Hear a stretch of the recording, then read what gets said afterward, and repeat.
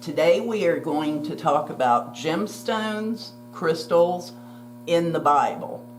And I've got this set up here that, believe me, this has not been easy for me to do. I thought it was going to, because I've had this book for years about the gemstones in the breastplate. But let me tell you, this has become a study of mixing them all together, and trying to figure out what is what. This book that you'll never be able to get, probably, you might be able to find it somewhere, has a lot in it. But I also had to go to the Torah, and see what the Torah had said, and also to the Bible, the Holy Bible. But there's the Torah, which talks about it also. And of course, the Bible. And what you can do, there you go. There you go. I'm going to give you the verses to do. It's the same in the Torah as it is in the Bible. But starting out with the breastplates, anybody that says these are evil has no idea what they're talking about. I don't like to judge people, but those are the people that judge everybody else. I had one customer several years ago who said they were of the devil, and I told her about, they're in Exodus, and about the breastplate, plus all the ones, Aaron, Moses' brother, was the high priest, and the breastplate is the 12 gemstones that represent the 12 tribes of Israel. In case sometimes I think everybody knows what I'm talking about, and some don't. So, but anyway, that's what we're going. But she said, well, that's in the Old Testament. I don't follow the Old Testament. I follow the New Testament. And I said, well, they're also all through Revelation about the crystals in heaven. And I said, well, what church do you go to? And she said, oh, I don't go to church. I said, what religion? Well, I'm not. I had never been to church. So it's just somebody who thinks everything's evil, but yet probably hasn't even cracked open a Bible. So most Christians that I know, and I consider myself a Christian too, are not judgmental of other people. There might be some, but most of them, like my grandmother was a missionary. She never judged us for things that we did and stuff. As far as this type of stuff would go, God made this stuff for us. Another thing I don't understand is why they consider this New Age when it is from the beginning of time. How can that be New Age? And one day I'm going to look up and find out who coined that phrase of New Age, because I don't agree with it. It's ancient age. So anyway, here we go. When you have somebody that asks you about, being evil, crystals being evil, gemstones being evil, tell them to turn their Bible, open the Bible, and turn to page Exodus 28:15 through 30. And this is where it talks about the high priest's breastplate is adorned with 12 stones, each representing one of the 12 tribes of Israel. This breastplate served as a reminder of the priest's duty to carry the names of the tribe before God, symbolizing the unity and diversity of God's people. And this is Aaron's breastplate. Aaron is Moses' brother, and also known as the breastplate of judgment. It was a sacred garment worn by the high priest of Israel. It was made of gold, blue, purple, and scarlet yarns, and finely twisted linen. The breastplate was square in shape, measuring about a span in length and width, was adorned with 12 precious gemstones, each representing one of the 12 tribes of Israel. The gemstones were set in 4 rows of 3 each. And the breastplate served as a means for the high priest to make decisions and seek guidance from God. And it was believed to have mystical powers and symbolic meanings. The breastplate was held in place by 2 onyx stones attached to the shoulder pieces. So this is about the breastplate. Now, why it's so hard is trying to figure out certain names that they actually meant in here. Like I put footnotes in a lot of my different things, but like I put garnet, it ended up being turquoise. I'm not sure exactly where I left off there because our battery died, so I'm gonna say like this is the Gemstone and the Breastplate book that I had, that I've had for years. And see, it says sardius. The King James Version of the Bible says sardius, which would translate to a ruby. I don't know if you can see that or not. Sardius translates to a ruby. But in the Torah, it says carnelian. So we did the carnelian. And there was another one where this would translate being carbuncle to a garnet in the King James Version. Whoops, I'm pointing to them and you can't even see them. But yeah, in the King James Version, it's going to say carbuncle. But in the Torah, it actually says turquoise. So, oh, that's right here.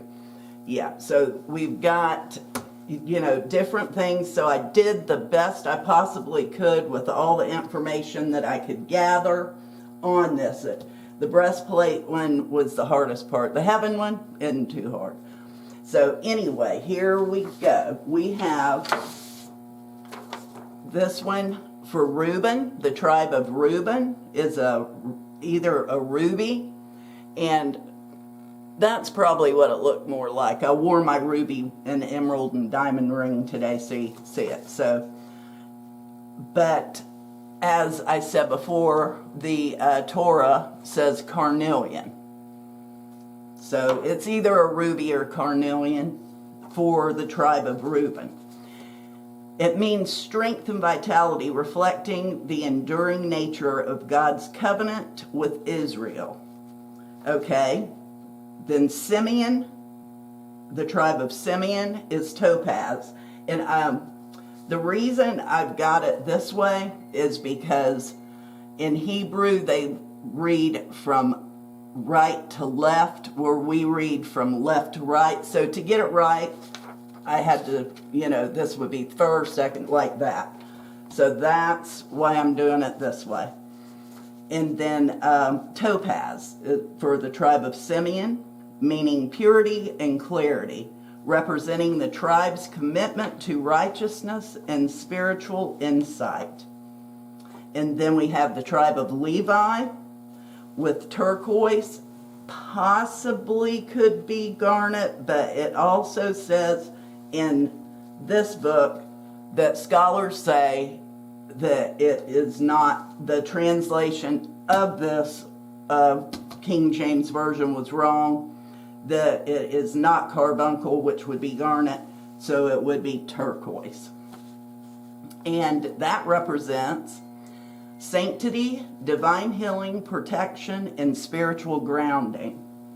Okay, then the tribe of Judah, we have emerald, meaning renewal and growth, signifying the tribe's capacity for regeneration and spiritual transformation. Then sapphire is the tribe of Dan. And that means wisdom, divine revelation, signifying the pursuit of knowledge and understanding God's law. Okay, then diamond or quartz, it's a clear crystal that they, most of them say that it's diamond, but it very well could be quartz. So this, I put a quartz, I got diamonds in there. You know what diamonds look like. Everybody knows what diamonds look like. So that is for the tribe of Naphtali, for diamonds or quartz. and means what it does, it signifies steadfastness, representing the tribe's loyalty and faithfulness to God. Okay, and then the tribe of Gad is the lapis lazuli, and it signifies protection and healing. Actually, ancient Romans and Greeks crushed and made healing tonics out of lapis. And the Egyptians used to crush it and make their, the blue eyeshadows you see on the ancient Egyptian pharaohs and queens and stuff. That was lapis that they used. They made paint with it too. So that was healing and protection for the tribe of Gad. And the tribe of Asher is agate. They said a banded color, so I picked one with a little bit of banding in there. There are so many types of agates that it's hard to know. So it signifies protection and security, representing God's watchful care and provision for the tribe. And the tribe of Issachar is, and I hope I'm pronouncing that right, is amethyst, and it represents spiritual insight and discernment, signifying the tribe's ability to perceive God's will and purpose.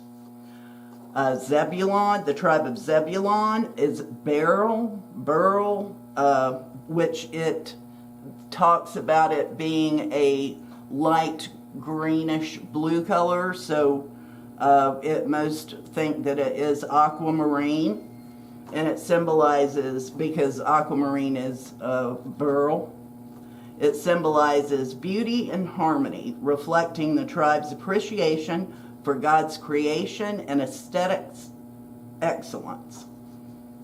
The tribe of Joseph is onyx, and they talked about white and black layers, so this is the one I picked to represent that for you to see, because that was the only one I had that had white and black layers, representing the tribe's attributes such as protection and stability, serving as a reminder of God's presence in our lives. And then the tribe of Benjamin is jasper, and they described it as emerald green with black spots, and this is the only one I had that was the closest to that, the Kambaba jasper. And that's what I'm thinking. It might not be that one, but that is jasper, Kambaba jasper, emerald green color with black spots. Represents stability, strength, stability, and protection. It is believed to offer spiritual protection and divine connection. So there we go. That is, and believe me, like I say, I studied like crazy on those breastplates to get it right for you. And that, again, is Exodus 28:15 through 30. It's that way in the Holy Bible. It is also that way in the Torah. So now we are going to go to Revelations. And I'm going to put these to the side. And this is where Revelation is talking about the New Jerusalem or heaven. In Revelations 21:18 through 21, Revelations 21:18 through 21, the foundations of New Jerusalem are described as being adorned with various precious stones, signifying the beauty and perfection of God's eternal kingdom. Each stone reflects the glory of God and the richness of His creation. So let me see, we have Revelation 21:19. And the foundations of the wall were adorned with every kind of jewel. First was jasper. Now we could do this jasper. And here's another jasper. There's, like I said, there's just so many types of jaspers. So there's a jasper. It could be that jasper, dumaterite. This one is sunset, desert sunset. Kambaba, and polychrome jasper. I just picked out some really pretty jaspers for that to show you. The second would be the sapphire. The third, agate. We'll get this agate back out again. And the fourth, emerald. Okay, and that was that on Revelations 21, verse 19. Now we have 21, verse 20 of Revelations. The fifth onyx, okay, it continues on, so there's our onyx. The sixth carnelian, there's our carnelian. The seventh chrysolite, and there's, let's see, and beryl and topaz. This is chrysoprase. Chrysolite is the peridot. Peridot, I got that because it's a little bit more shiny than that on the chips. And then we have the eighth beryl, which would be aquamarine. The ninth topaz. The 10th chrysoprase, or praise. I don't know why I always say phase, but it's chrysoprase. And the 11th is jacinth. And I know that is, I don't know why I didn't write the exact thing. Oh, that's garnet, I think. Yeah. And the 12th, yeah, that was garnet. And the 12th is amethyst. So there we go. These crystals all adorn the walls of the gates of heaven, along with the pearls, because 2021, and the 12 gates were 12 pearls, each of the gates made of a single pearl, and the streets were of pure gold, like transparent glass. And then we go to Revelations 21:11, which is way back. That I was putting these as I found them and thought I had them all in order. See, now I know what a preacher goes through whenever he's studying for his sermon. So Revelations 21:11, having the glory of God, its radiance like a most rare jewel, like jasper, clear as a crystal. And we'll just clear as a quartz crystal. There we go. Then Revelations 4:3, and he who sat there had an appearance of jasper and carnelian. Jasper, and all those are jasper, carnelian. And around the throne was a rainbow that had the appearance of emerald. A rainbow of emerald. Now when these are done, like, I don't know if you can see it, but I've got little emeralds there. They are more translucent than this. This is your, gems, they're the grades that I sell on there to keep it from not being so expensive. Okay, so that is it for talking about the revelations with the heaven, the New Jerusalem. And then, now back to the Old Testament, we have, and see, there's a lot in the Bible about crystals. I picked out the most prominent ones. In Isaiah 54:12, I will make your pinnacles of agate, your gates of carbuncles, which is garnet, and all of your wall of precious stones. So all these precious stones, all of your walls of precious stones, could be any of those because they talked about them a lot in the Bible. In Isaiah 54:11, O afflicted one, storm-tossed and not comforted, behold, I will set your stones in anatomy and lay your foundations with sapphire. There we go. Now we go to Ezekiel 28:13. You are in Eden, the garden of God. every precious stone was covering sardis, which we said could be ruby or it could be carnelian. There's ruby. Okay, so you're in Eden. You were in Eden, the garden of God. Every precious stone was covering sardis, topaz, and diamond, which we're going to use the quartz for that. Beryl, which the aquamarine, onyx, jasper, let's just use this polychrome, sapphire, emerald,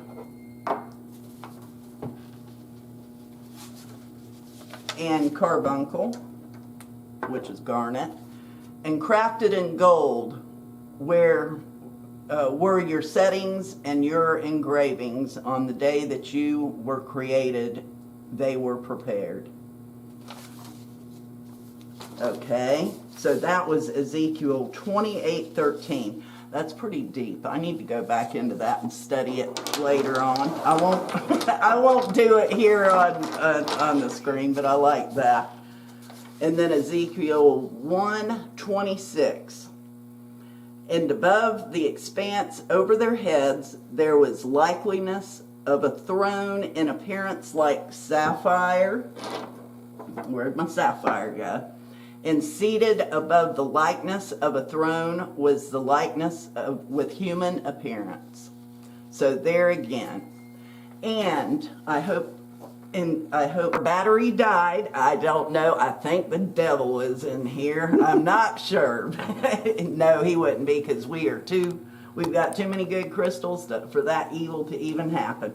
So, but what I was saying, I'm hoping that this did not seem like a sermon to you. I've always been a Bible studier of all types. I study, all types just to I want the truth. I want the answer. And so, in conclusion, about the gemstones in the Bible are not merely decorative. They carry profound spiritual meanings and symbolize various attributes of God and His relationship with humanity. They serve as reminders of God's promises, the beauty of creation, and the importance of faith and unity among His people. Thanks so much for watching my channel, Spiritual Journey with Donna. I hope you've enjoyed. I hope you've learned something, gotten something from it. And make sure that you like, subscribe, and that way it keeps us knowing that we're doing something right for you. Thanks so much.